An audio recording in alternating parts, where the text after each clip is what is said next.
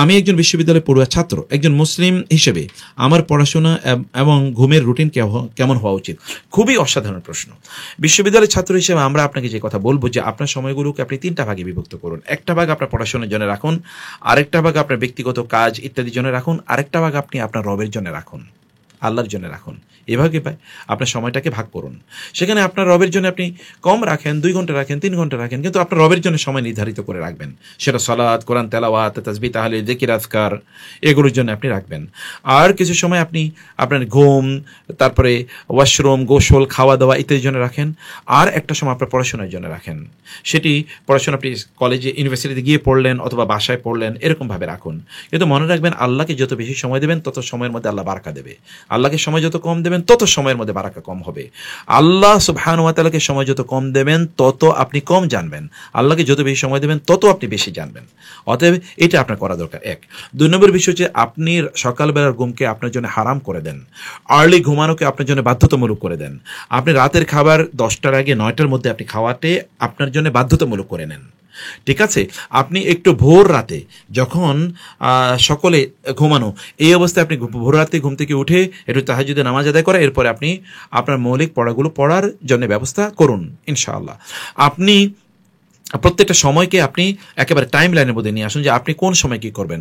আল্লাহ রাসূল সাল্লাল্লাহু আলাইহি ওয়াসাল্লামের 24 ঘন্টা কেমন ছিল, এরকম বই আছে বাজারে।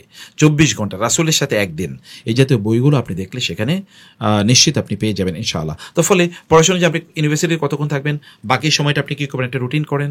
কিন্তু আপনার জন্য বাধ্যতামূলক করে নেন যে আপনি মসজিদে গিয়ে নামাজ আদায় করবেন যদি আপনি পুরুষ হয়ে থাকেন। আর যদি নারী হয়ে থাকেন তাহলে আপনি ঘরে নামাজ আদায় করবেন এবং এটি একেবারে আউয়াল ওয়াক্তে নির্ধারিত সময় জুড়ে, একটা লম্বা সময় জুড়ে সালাত আদায় করবেন। এগুলো নিশ্চিত করুন ইনশাআল্লাহ। কেউ যদি অনিচ্ছাকৃতভাবে বাধ্য হয়ে সুদের ঋণ নিয়ে থাকে, সেক্ষেত্রে তার জন্য বিধান কি এবং করণীয় কি? আর যদি কর্জে হাসানা না পেয়ে তখন করণীয় কি? পরিস্থিতি যদি এমন হয় যে চিকিৎসা করানোর মতো পরিস্থিতি নেই। দেখুন সিরাজুল, কেউ যদি বাধ্য হয়, ফামানিত্তুররা গায়রা বাগিন ওয়ালা আদিন ফালা ইসমা আলাইহি, কেউ যদি বাধ্য হন তাহলে আল্লাহ তাআলা তাকে ক্ষমা করে দেবেন বলে আল্লাহ সুবহানাহু ওয়া তাআলা বলেছেন, ফালা ইসমা আলাইহি। আর বাধ্যবাধকতা এটা আসলে কে নির্ধারণ করবে? এটা নির্ধারণ করবে শরিয়ার কোন একজন বিশেষজ্ঞ। আপনার শরিয়ার বিশেষজ্ঞের কাছে যান এবং তাকে গিয়ে বলুন যে এরকম একটা সিচুয়েশন, এই সিচুয়েশনে লাগবে কি না। আদারওয়াইজ আমরা অনেকে তো লাক্সারি করার জন্য, যেমন আপনি গাড়ি কিনবেন, বাড়ি কিনবেন, ইত্যাদির জন্য কিন্তু আমরা লোন নেই, ঋণ নেই। এটা তো আল্লাহ রাসূল আমাদেরকে উৎসাহিত করেন। আর সুদে নেওয়া তো হারাম, একে পরিপূর্ণভাবে হারাম। সেক্ষেত্রে আপনাদেরকে অবশ্যই জিনিসটা আপনাদেরকে ভালো করে বুঝতে হবে। তারপরে প্রশ্নটি হলো যে বিয়ের পর যদি স্বামী স্ত্রীর মধ্যে কোনো রকম দেখা সাক্ষাৎ বা সহবাস না ঘটে, তবুও কি স্ত্রীর জন্য ইদ্যত পালন করা জরুরি হয়ে যাবে? হ্যাঁ, স্ত্রীর জন্য ইদ্যত পালন করা সর্বাবস্থায় জরুরি। যেমন ধরুন কারো মোবাইলে বিয়ে হয়েছে, স্বামী বিদেশে আছে, অথবা ধরুন স্বামী শহরে, তিনি গ্রামে, অথবা ধরুন হঠাৎ করে বিয়ে হয়ে গেছে, এরপরে স্বামী চলে এসছে। এরকম কোনো অবস্থায় যদি স্বামী যদি মারা যান, তাইলে স্ত্রীর ইদ্যত পালন করতে হবে। কতদিন ইদ্যত পালন করতে হবে? তাকে 4 মাস 10 দিন ইদ্যত পালন করতে হবে। কোরআন আল্লাহ তাআলা বলেছেন, ওয়াল্লাযীনা ইয়াতাওয়াফাউনা ওয়া ইয়াযারুনা আযওয়াজান, তাইলে ইয়াতারাব্বাসনা বিআনফুসিহিন্না 4 আশহুরিন ওয়া 10। যদি কোনো স্বামী মারা যান এবং তার স্ত্রীকে রেখে যান, তাহলে তার স্ত্রী সেখানে 4 মাস 10 দিন ইদ্যত পালন করবেন। এবং এর উপর ভিত্তি করে উলামায়ে কেরাম তারা ঐক্যমত যে এখানে তার সাথে সাক্ষাৎ ঘটেছে কিনা, নির্জন নিবাস ঘটেছে কিনা, এগুলো ইস্যু না। ইস্যু হলো আল্লাহ তাআলা যে বিধান দিয়েছেন 4 মাস 10 দিনের ইদ্যত পালন, এটা তাকে করতে হবে পরবর্তীতে বিয়ে করার জন্য। আরেকজন প্রশ্ন করেছেন, আমার বয়স 25, কিছু চুল সাদা হয়ে গেছে, বিয়ের আগে কি কালো খেজাব ব্যবহার করা যাবে কি না? সুবহানাল্লাহ, রাসূলুল্লাহ সাল্লাল্লাহু আলাইহি ওয়াসাল্লাম বলেছেন যে তোমরা গায়্যিরু হাযা শাইবা ওয়াজান্নিবুস সাওয়াদা, যে তোমাদের চুলগুলো যদি এমন হয় যে চুলগুলো মানে ধরেন বয়সের কারণে না, এমনিতে বিভিন্ন কারণে চুল সাদা হয়ে যেতে পারে, তো সেক্ষেত্রে বয়সের কারণে যদি চুল সাদা হয় তাহলে এই চুল কোনো অবস্থায় কালো রং ব্যবহার করা যাবে না, কোনো অবস্থায় না, এটা হারাম, আল্লাহ রাসূল সাল্লাল্লাহু আলাইহি ওয়াসাল্লাম বলে গিয়েছেন। কিন্তু যদি এমন হয় যে বয়সের কারণে না, বরং বিভিন্ন রোগের কারণে এটা হয়ে গেছে, এখন এই চুল এরকম হওয়ার কারণে অনেকে তাকে বৃদ্ধ মনে করছেন, বিয়ে শাদী হচ্ছে না, ইত্যাকার কোনো কিছু যদি হয়, তাহলে এই ব্যাপারে ইমাম জুহরি রাহমাতুল্লাহ তিনি বলেছেন, কুন্না নুখাদ্দিবু বিসসাওয়াদি ইয কানা আল ওয়াজহু জাদীদান, মানে আমরা যদি এমন হতো যে আমরা মূলত যুবক, মানে তাদের সময়ের কথা বলছেন, মূলত যুবকদেরকে তারা যদি কালো রং ব্যবহার করতে চাইতো তখন আমরা তাদেরকে এই রং ব্যবহার করতে দিতাম। কারণ হচ্ছে এটা আসলে ক্যামোফ্লেজ না বা কাউকে ডিসেপশন, ধোকা দেওয়ার জন্য না। আপনি যখন বয়স হয়ে গেছে কিন্তু চুল দাঁড়িয়ে আপনি তখনও কালো রং ব্যবহার করে আপনি কালো করে রাখবেন, তখন আপনি মানুষকে আপনি ধোকা দিলেন, আপনার বয়স একরকম কিন্তু আপনি ধোকা দিলেন, কিন্তু এটা আপনি করতে পারেন না। যদি এমন হয়েছে তার বয়সে আসলে কম কিন্তু এটা চুল পেকে গেছে অন্য কারণে, তাইলে করতে পারেন বলে কেউ কেউ এই ফাতোয়া দিয়েছেন, যেমন ইমাম জোহরি ইবনে শিহাব আজ-জোহরির রাহিমাহুল্লাহ তিনি কথা বলেছেন। তারপরে প্রশ্নটি হলো, ভিতরের নামাজে দোয়ায়ে কুনুত পড়লে বা দোয়ায়ে কুনুত পড়তে ভুলে গেলে অথবা দোয়ায়ে কুনুতের আগে তাকবীর বলতে অথবা হাত উঠাতে ভুলে গেলে করণীয় কি? ভিতরের সালাতে দোয়ায়ে কুনুত পড়া এটি কি? এটা নিয়ে উলামায়ে কেরামের মধ্যে ইখতিলাফ আছে। হানাফি মাযহাব অনুসারে ভিতরের সালাতে দোয়ায়ে কুনুত পড়া ওয়াজিব, আর অন্যান্যরা মনে করেন এটি সুন্নাহ। ফলে অন্যান্যদের মধ্যে কেউ যদি দোয়ায়ে কুনুত না পড়ে তাহলে তার নামাজ হয়ে যাবে, যদিও তার নামাজের মধ্যে ঘাটতি থাকবে কিন্তু নামাজ হয়ে যাবে। আর হানাফি মাযহাব অনুসারে দোয়ায়ে কুনুত পড়া যেহেতু ওয়াজিব, ফলে কেউ যদি দোয়ায়ে কুনুত না পড়ে ইচ্ছাকৃতভাবে তিনি যদি পরিত্যাগ করেন তাহলে তার নামাজ মাকরুহে তাহরিমি হবে, ভয়ঙ্করভাবে ত্রুটিপূর্ণ হবে। আর কেউ যদি এটি না পড়েন, তিনি ভুলে গেছেন এবং তাইলে তিনি পরবর্তীতে সাজদাতুস সাহু তিনি প্রদান করবেন, মানে সাহু সাজদা তিনি প্রদান করবেন। আর যদি তিনি তাও করতে না মানে তার ভুলে যান, তিনি দোয়ায়ে কুনুতও করেন নাই এবং সাহু সাজদাও তিনি দিতে ভুলে যান, তাহলে তার সালাত হয়ে যাবে, সালাত তার দ্বিতীয়বার পড়া লাগবে না ইনশাআল্লাহ। কিন্তু দোয়ায়ে কুনুতের আগে আমরা দেখি যে সেখানে একটা তাকবীর দেয়া লাগে। এই তাকবীরটা কেবল হানাফি মাযহাবে আছে যে দোয়ায়ে কুনুতের আগে তাকবীর দেবেন, কিন্তু অন্যান্য মাযহাবে আমরা এটা কিন্তু তাকবীর দেখি না, যেটা উল্টা তাকবীর বলা হয় আমাদের এই অঞ্চলে। সেটা মূলত যখন অন্য মাযহাব অনুসারে ক্বাবলা আন ইয়ারকা আও বা'দা আন ইয়ারকা, মানে রুকুতে যাওয়ার আগে একজন ব্যক্তি হাত তুলে তারপরে আল্লাহর কাছে দোয়া করা শুরু করে দেবেন, এখানে নতুন করে তাকবীর দেওয়ার প্রয়োজন নেই। অথবা রুকু থেকে উঠেই তিনি সামি আল্লাহু লিমান হামদা রব্বানা লাকাল হামদ এরপরে বলে তারপরে তিনি দোয়া করা শুরু করে দেবেন, এখানে এক্সট্রা কোনো তাকবীরের প্রয়োজন নেই। ফলে এই তাকবীর যদি কেউ মিস করে তাহলে তার এটা সুন্নাহ, তার সালাত হয়ে যাবে, কোনো সমস্যা হবে না ইনশাআল্লাহ। আমার রাগ হয় ইদানিং বউয়ের সাথে, আমি রাগ করতে চাই না তবুও রাগ হয়ে যায়। রাগ এটি আসে শয়তানের পক্ষ থেকে। যখন আপনার রাগ আসবে, রাসূল সাল্লাল্লাহু আলাইহি ওয়াসাল্লাম বলেছেন এই একটা লোককে রাগান্বিত অবস্থায় তিনি দেখেছেন, তিনি বললেন যে আমি জানি এই লোকটাকে যদি এখন এই জিনিসটা পড়ে তাহলে তার রাগ দূর হয়ে যাবে। সাহাবায়ে কেরাম সেটা বলেন কি? তিনি বলেন আউযু বিল্লাহি মিনাশ শাইতানির রাজিম। তিনি বলছেন শয়তানের পক্ষ থেকে রাগ আসে, আর রাগ এটা আগুন থেকে, আর শয়তান আগুনের তৈরি। এই কারণে যখন মানুষ রাগান্বিত হয় তখন তার এই যে দুই চোয়ালের মধ্যবর্তী যে রগগুলো এগুলো ফুলে যায়, তোমরা কি দেখো না এটা যে ফুলে যায়? আবার রাসূল সাল্লাল্লাহু আলাইহি ওয়াসাল্লাম বলেছেন যখন তোমাদের মধ্যে কেউ রাগ করবে তখন ফাল ইয়াজলি, সে যেন বসে যায়। অন্য হাদিসে রাসূল সাল্লাল্লাহু আলাইহি ওয়াসাল্লাম বলেছেন সে যেন তার জায়গা পরিবর্তন করে, কারণ এখানে ইনফেস্টেড বাই শয়তান, এই জায়গাতে শয়তান চলে এসেছে।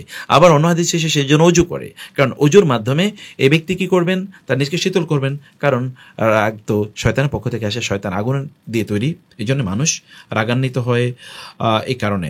আচ্ছা, রাগ দমন করার উপায় কি? রাগ দমন করার অনেকগুলো উপায় আছে।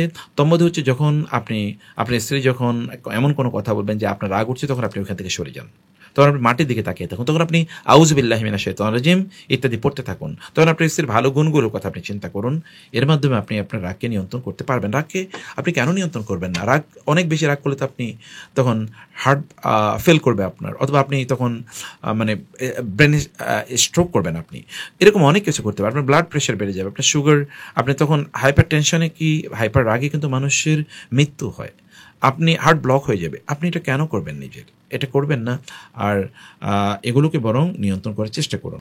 বলেছেন যে আমি প্রতিদিনকে প্রোডাক্টিভ করতে চাই, কিন্তু প্রতিদিনই অলসতার মাধ্যমে কাটে, আমি অতিষ্ঠ এবং ফালতু জীবন নিয়ে। দেখুন, আপনি প্রত্যেকটা দিন যদি প্রোডাক্টিভ করতে চান তাহলে আপনাকে আমরা কয়েকটা নাসিহা করি। এক নম্বর নাসিহা হচ্ছে যে আপনি আগে ঘুম থেকে উঠবেন। আপনি সকালে ফজরের পর ঘুম থেকে উঠবেন না, ফজরের আগে ঘুম থেকে উঠবেন। সূর্য ওঠার পরে ঘুম থেকে না, সূর্য ওঠার আগে ঘুম থেকে উঠবেন। রাসূলুল্লাহ সাল্লাল্লাহু আলাইহি ওয়াসাল্লাম বলেছেন কোন একজন ব্যক্তি যদি সূর্য ওঠার পর ঘুম থেকে উঠে তাইলে সে ফাসবাহা খাবিসান নাফসি কাসলান, তাহলে সে একেবারে খুবই নিয় একটা অন্তর নিয়ে সে ঘুম থেকে জেগে ওঠে এবং সে তখন খুব অলস থাকে। অতএব এটা আপনি করবেন না, আগে একটু আর্লি ঘুমিয়ে যাওয়ার চেষ্টা করুন, একটু তাহাজ্জুদে নামাজ পড়ার চেষ্টা করুন ইনশাআল্লাহ। ফজরের পরে লম্বা সময় জুড়ে কোরআন তেলাওয়াত করুন অথবা কোরআন তেলাওয়াত শুনুন, এটা 2 নম্বর। আর 3 নম্বর বিষয় হচ্ছে সকালে ভোরে আপনি কিছু প্ল্যান করুন, 2-3টা প্ল্যান করুন।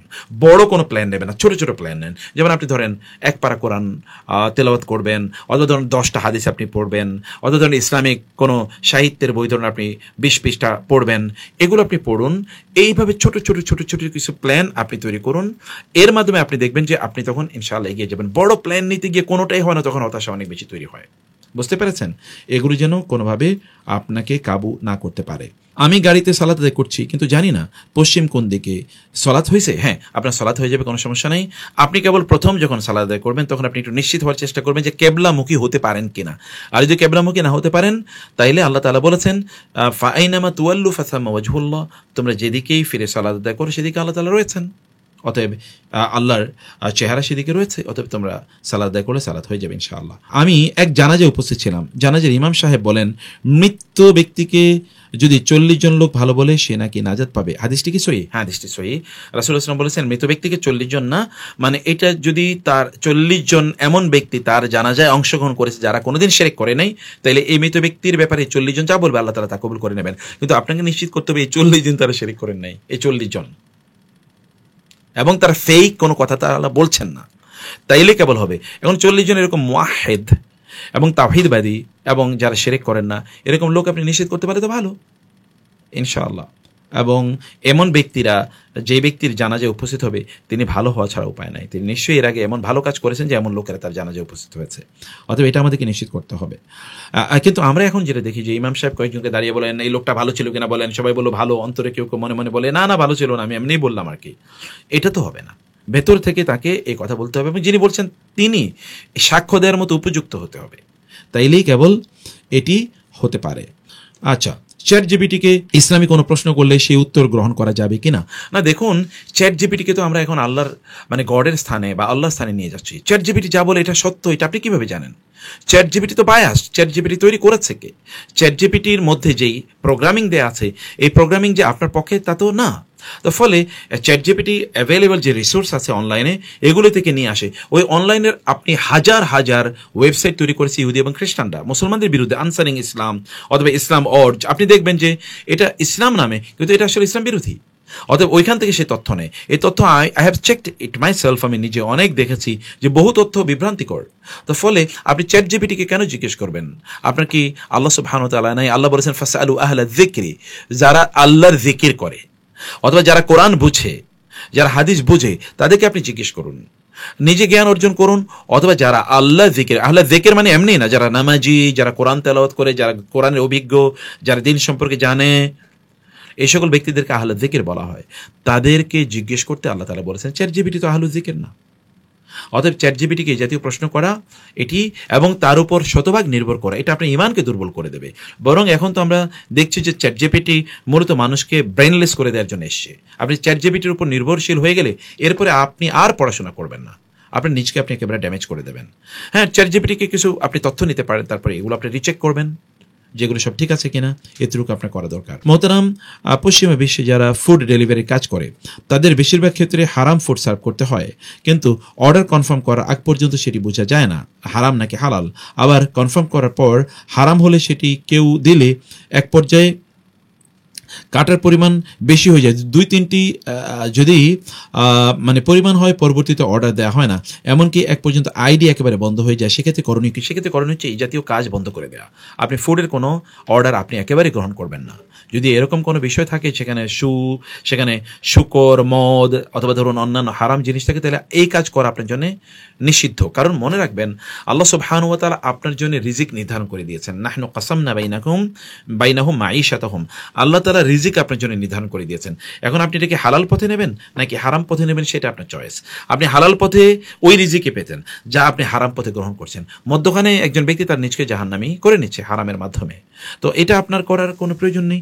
ফাআজমিলু ফিত তলাবি, রাসূলুল্লাহ সাল্লাল্লাহু আলাইহি ওয়াসাল্লাম বলেছেন তোমরা হালালভাবে রিজিক অন্বেষণ করো, কারণ তোমাদের রিজিক নির্ধারিত। আর রিজকু মাকসুমুন, রিজিক নির্ধারিত। আল্লাহর উপর তাওয়াক্কুল করুন, আল্লাহকে বলুন, আল্লাহ তাআলা আপনার জন্য সেই পথ করে দেবেন ইনশাআল্লাহ। অসুস্থ অবস্থায় যদি কারো হুঁশ জ্ঞান থাকে তবে মাথার ইশারাও নামাজ আদায় করার সক্ষমতা না থাকে, তার উপর নামাজের হুকুম কি? দেখুন, যদি তার অসুস্থ অবস্থায় তার যদি হুঁশ থাকে আর যদি হুঁশ আছে তার, কিন্তু ইশারায়ও তিনি আসলে নামাজ আদায় করতে পারেন না, মানে তাকে বোঝানোই যায় না এটা, তাহলে তো এক ধরনের বেহুশ অবস্থায় তিনি আছেন।